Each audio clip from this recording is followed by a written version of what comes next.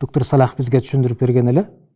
Матын деген эмне десе, матын деген бул мен силерге мисалы Кыргызстан боюнча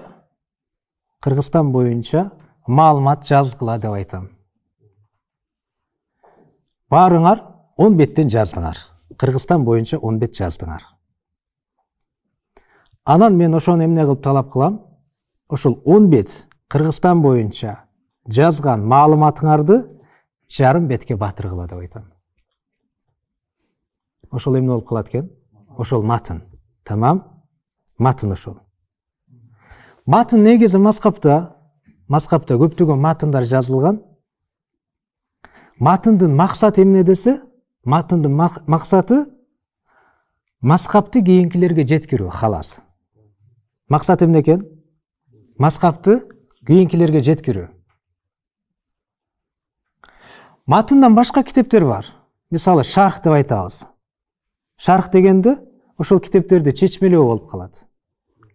Фатава деген бар.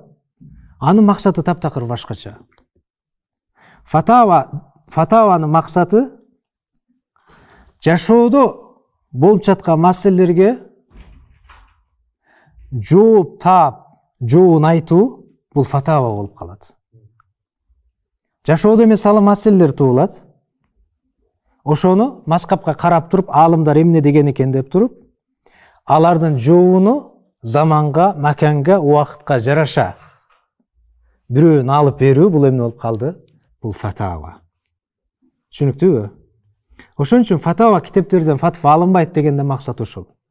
Анткени фатава китептер мисалы Кыргызстандын же Кыргызстанга жакын жайгашкан мамлекеттер үчүн жазылган фатавалар башка жактагы мамлекеттерге дал келбей калышы мүмкүн.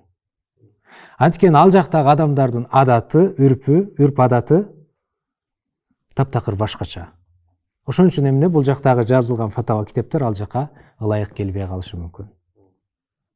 Кыскача айтканда, фатаванын максаты башка, матындын максаты башка. Матындын максаты эмне экен?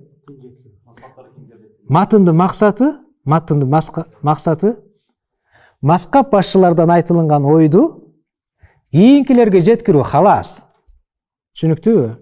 Мейли ал ой матынды жазган аалымдын жерине, өзүнө, заманына ылайык келеби, келбейби кызыктырбайт. Максат эмне экен? Кийинкилерге жеткирип коюу гана, халас. Түшүнө алдык, а?